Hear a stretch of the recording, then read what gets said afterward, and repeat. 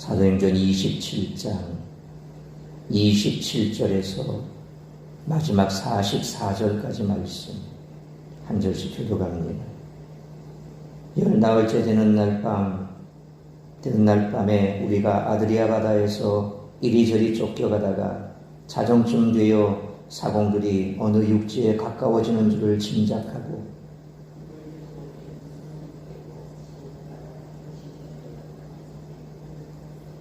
암초에 걸릴까 하여 고물로 단 넷을 내리고 날이 새기를 고대하니라.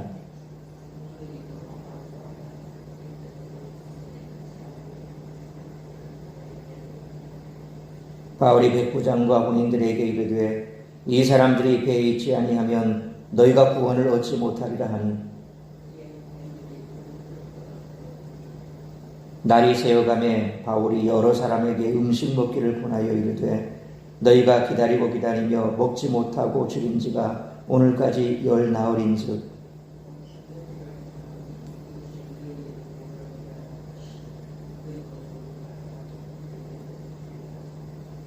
떡을 가져다가 모든 사람 앞에서 하나님께 축사하고 떼어 먹기를 시작하며 배에 있는 우리의 수는 전부 276명이더라.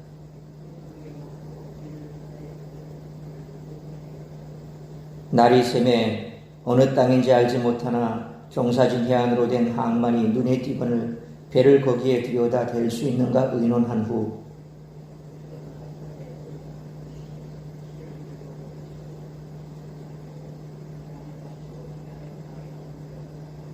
두 물이 합하여 흐르는 곳을 만나 배를 걸매 이 물은 부딪혀 움직일 수 없이 붙고 고물은 큰 물결에 깨어져 가니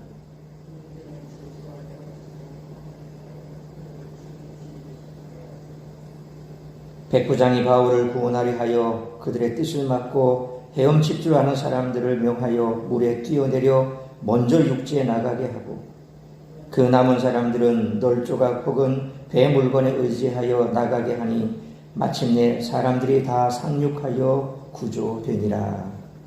아멘. 오늘 본문은 신앙과 이성의 힘의 일부를 보여줍니다. 첫째는 바울의 신앙입니다. 바울은 오랜 복음 사역과 항해 경험을 통해 선원들의 행동의 이면을 간파해 보았습니다. 그래서 그들의 어둠 속에서 구명정을 내릴 때 그들의 숨은 의도를 알아낼 수 있었습니다. 그들의 모이는 함께 승선한 사람들에게 분노를 사는 행동이었습니다. 그러나 바울은 그들 모두를 애찬에 참여하게 했습니다. 바울이 음식을 권한 것은 구조되는 과정에 필요한 에너지를 비축하기 위한 합리적이고 필수적인 그런 조치였습니다. 하지만 그 음식 서원을 한 자는 주저했을 수 있고 미신에 사로잡힌 자는 두려워했을 수 있습니다. 그러나 바울은 하나님의 약속 안에서 분명한 비전을 보았습니다. 그래서 두려워하거나 주저하는 사람들 앞에서 자기가 먼저 먹기 시작했습니다. 이것은 만일 저주를 받는다면 내가 다 짊어지겠다라는 뜻의 용기 있는 행동이었습니다. 그들이 받은 큰 가마는 너와 함께 항해하는 자를 다 내게 주셨다는 24절 하반절 말씀처럼 이들이 진정으로 복음으로 넘어오는 계기가 되었습니다. 바울은 신앙의 힘으로 사람을 얻었던 것입니다. 둘째는 율리오의 이성입니다. 배가 해변에 불시 상륙했을 때 군인들의 돌발 모의가 있었습니다. 죄수들을 관리하기 힘들 테니 모두 죽이자는 것이었습니다. 그런데 배가 침몰하고 있는 상황에서 백부장은 매우 침착했습니다. 그는 로마 시민인 바울을 황제법정으로 호송하고 부하들을 통제하며 죄수의 탈출 가능성을 막는 등 수많은 일을 다 처리해야 했습니다. 하지만 그는 일어나지 않은 일을 미리 걱정해 그것을 의식하여 일의 순서와 절차를 결정하지 않았습니다. 그리고 한 가지 명령으로 다른 하부 문제들을 처리했습니다. 43절 말씀처럼 수영할 줄 아는 사람들은 물에 뛰어내려 먼저 육지로 나가라고 명령했습니다. 만일 죄수들이 여기에 포함되었다면 손이나 발을 묶은 수갑도 일시 풀어주었을 것입니다. 문제는 일어나지 않았습니다. 율리온은 현명한 판단으로 많은 생명을 구했습니다. 때로는 영적 지도자에게도 이처럼 이성적인 판단력이 요구되기도 한다는 것이죠. 영적인 그런 영안도 있어야 되겠지만 때로는 현재 상황을 논리적으로 이성적으로 또 파악할 수 있어야, 그래야 문제를 선별하고 분별하고 선후 앞뒤 순서를 재고 그렇게 해서 문제를 쉽게 풀 수 있다는 것입니다. 하나님은 교회에 예수님을 따르는 자로서 사람들을 구원하고 세상을 통치하라는 그런 사명을 주셨습니다. 만약 교회가 이 사명을 올바로 감당한다면 세상은 교회를 인정하지 않을 수 없을 것입니다. 바울은 죄수의 신분으로 승선했지만 그 배를 구원하고 통치하는 자로서 인정을 받았습니다. 따라서 오늘 본문의 말씀을 통해 우리들이 깨달아야 할 것은 첫째로 27절로 37절 말씀처럼 성도는 어떤 자리에 처하든 하나님의 권능을 드러낼 수 있어야 한다는 것입니다. 이 배를 이끌고 가는 사람은 더 이상 선장도 백부장도 아닌 바로 바울입니다. 27절 말씀처럼 바울의 예언대로 배는 육지에 가까워지고 있었습니다. 28절로 29절 말씀처럼 조금씩 수심이 얕아지고는 있었지만 날이 새기 전까지는 이것이 암초인지 육지인지 알 수 없었기에 사람들은 불안에 떨고 있었습니다. 이때 선원들은 30절 말씀처럼 자기들만 살고자 닻을 내리는 척하며 구명정을 내립니다. 해상사고가 일어나면 상식적으로 승무원들이 가장 나중에 내려야 하지만 실제로 우리가 세월호 사건에서도 그랬던 것처럼 승무원들이 먼저 도망하는 경우가 많았던 것이죠. 31절로 32절 말씀처럼 바울은 선원들이 배에 있어야만 한다라고 말합니다.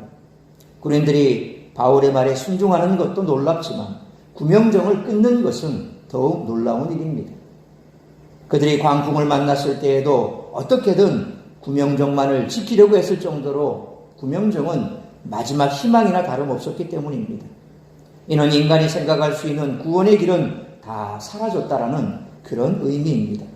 그러나 바울은 33절로 34절 말씀처럼 오히려 사람들을 안심시키고 식사를 보냈습니다. 바울이 떡을 가져다가 축사하고 사람들에게 나눠주는 모습은 누가복음 24장 30절에 그들과 함께 음식 잡수실 때에 떡을 가지사 축사하시고 떼어 그들에게 주시니 라는 말씀처럼 부활 후에 엠마오로 가는 두 제자에게 축사하신 후 떡을 떼어주신 주님의 모습을 연상시킵니다. 그때 어떤 일이 벌어졌습니까? 그들의 눈이 밝아졌다는 것입니다. 그리고 주님을 알아봤다는 거죠. 어쩌면 이처럼 떡이라고 하는 것이 허기진 배를 채우며 그때 사람들이 육체적으로 눈도 뜨여지겠지만 그와 동시에 오늘 떡을 떼어 가지고 축사했다라고 하는 이 말씀을 마치 예수님께서 엠마오로 가던 두 제자에게 도상에서 여러 가지 얘기들, 예루살렘에서 있었던 얘기들, 또 그들이 그 얘기를 통해서 예수님이 어떤 분인지에 대해서 궁금해하실 때 예수님께서 풀어서 말씀을 다 설명을 해주셨죠. 그리고 이제 한 곳 자리에 소위 말하면 뭐 여관 이런 식당 자리에 들어가서 같이 앉아서 이제 떡을 떼어서 축사하시고 주었을 때 그들의 눈이 밝아졌던 것처럼 바울이 주었던 그 떡을 먹고 그들도 역시 또 영안이 열려지고 그때사 바로 우리가 살 길은 이것밖에 없구나 하는 것을 깨닫게 됐는지도 모르죠. 그래서 누가가 왜 굳이 떡을 가져다가 축사하고 사람들에게 나누어 줬다 이 말을 그렇게 덧붙였는가 하는 부분에 대해서는 우리가 충분히 연상할 수 있을 것입니다. 35절로 27절 말씀처럼 죽음과도 같은 광풍을 25절로 27절 말씀처럼 죽음과 광풍 통과했던 276명 앞에서 바울은 예수님의 영광을 드러내며 생명의 식사를 나누어주고 있는 모습을 우리가 볼 수 있습니다. 그러므로 세상에서 어떤 자리에 처하든 하나님의 권능을 드러내는 역할을 감당할 수 있는 우리 모두가 되시기를 축원합니다. 마지막으로 38절로 44절 말씀처럼 세상 속에서 인정받는 그런 그리스도인이 되어야 한다는 것입니다. 38절로 41절 말씀처럼 날이 새자 경사진 해안으로 된 항만이 이제 눈에 띄었지만 과연 큰 배가 상륙할 수 있는 곳은 아니었던 그런 모양입니다. 말씀처럼 모든 짐을 버려 배를 가볍게 했지만 결국 두 바다가 만나는 곳에서 배가 그만 땅에 걸려버렸습니다. 배의 이물, 곧 뱃머리는 땅에 박혔고 고물, 선미는 물살에 파손되기 시작했습니다. 이에 군인들은 42절 말씀처럼 죄수들을 모두 죽이고자 제안합니다. 군인들은 이 혼란을 틈타 죄수들이 도망가면 막을 수 없다라고 생각했던 것이죠. 죄수를 놓친 책임을 추궁당하느니 차라리 모두 죽인 후에 도망하는 죄수들을 체포하는 과정에서 죽일 수밖에 없었다라고 거짓 보고를 하려고 했던 것일 것입니다. 그러나 바울을 신뢰하던 백부장은 이를 허락하지 않고 한 가지 명령을 내립니다. 43절로 44절 말씀처럼 헤엄칠 줄 아는 사람들은 물에 뛰어내려 먼저 상륙하게 하고 나머지 사람들은 물에 뜨는 물건을 붙잡고 육지까지 가게 한 것입니다. 이에 단 한 명도 목숨을 잃지 않고 상륙할 수 있었습니다. 비록 바울은 한 명의 죄수였지만 하나님의 능력을 의지했기에 세상의 권세자에게 신뢰와 존경을 받았고 자기뿐만 아니라 그 배에 탄 다른 사람들까지 구원할 수 있었던 것입니다. 이것이 세상으로 보냄받은 그리스도인이 추구해야 할 모습이라는 것입니다. 그러므로 우리 각자가 처한 현실 가운데서 바울처럼 하나님의 은혜를 전함으로 세상 속에서 인정받는 그리스도인으로 살아가는 우리 모두가 되시기를 축원합니다. 사랑하는 성도 여러분, 바울은 죄수의 자리에 있었지만 그 배에 선장이나 다름없었으며 로마 군인들을 지휘하는 역할까지 잘 감당했습니다. 세상에서 어떤 지위를 가지고 있든 상관이 없습니다. 하나님이 이 세상을 다스리고 계심을 믿고 예수님을 따라 살아가겠다라고 결단하면 바울처럼 사람들을 구원하며 다스릴 수 있는 줄 믿으시길 바랍니다. 그러므로 세상에서 어떤 자리에 처하든 하나님의 권능을 드러내는 역할을 감당할 수 있는 인정받는 그리스도인으로 살아가는 우리 모두가 되시기를 주님의 이름으로 축원합니다. 기도하겠습니다. 거룩하신 아버지 하나님, 은혜와 사랑을 감사합니다. 오늘도 거룩한 주일, 복된 주일, 말씀으로 예배로 하루를 시작하게 하시니 감사합니다. 오늘도 우리에게 주신 말씀 우리가 가슴에 새기며 우리가 어떤 상황에 처하든 어떠한 존재인가를 우리가 잃지 않기를 바랍니다. 하나님께서 세상을 다스리듯 하나님께서는 이 땅을 우리에게 다스리라고 말씀하셨습니다. 세상을 다스리는 자가 권력자요 혹은 막강한 경제력을 지닌 자도 아니고 세상을 다스리는 자는 바로 하나님의 말씀에 붙들려 살아가는 우리 믿는 그리스도인인 줄 믿습니다. 특별히 절체절명의 순간 어려운 위기 상황에서 바로 우리가 그들을 구원하고 다스릴 자로 나서야 할 줄 믿습니다. 그렇게 되기 위해서는 먼저 우리가 하나님의 말씀대로 지켜 준행하고 순종하며 하나님의 통치 안에 있어야 할 줄 믿습니다. 날마다 하나님의 다스림 가운데 있고 또 어떠한 상황 속에 있든 그 하나님의 다스림에 있는 우리가 세상 사람들을 구원의 길로 인도해야 할 줄로 믿습니다. 그러기 위해서는 우리가 세상 속에서 먼저 신뢰받는 자가 되어야 할 것입니다.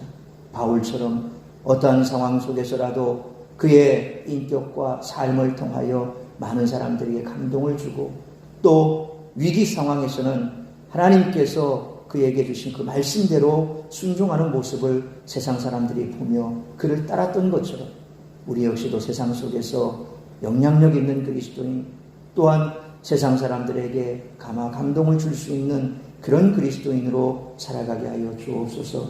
그리함으로 우리가 있는 그곳에서 하나님의 살아계심이 나타나고 또 우리의 삶을 통하여서 하나님의 역사하시는 모습을 세상 속에 드러내는 그런 삶을 살아가는 우리 모든 성도들 될 수 있도록 은혜 베풀어 주옵소서. 오늘도 그러한 삶을 살아내기 위해 주 앞에 예배하게 하시고 말씀 받게 하시고 말씀 받을 때에 또한 우리의 마음속에 아멘으로 화답하며 그 말씀대로 지켜 준행하는 삶을 살아가는 그런 우리 모든 성도들 될 수 있도록 오늘도 세상 가운데 머물며 시험 드는 자리에 있지 않게 하시고 주님 앞에 나와 예배할 수 있는 우리 모든 성도들 될 수 있도록 인도하여 주옵소서. 이 새벽 예배를 시작으로 드려지는 모든 예배 가운데 우리 하나님 은혜를 베푸시고 축복하여 주시기를 간절히 빌고 소원하오며 이 모든 말씀 우리 주 예수 그리스도의 이름으로 기도하옵나이다. 아멘.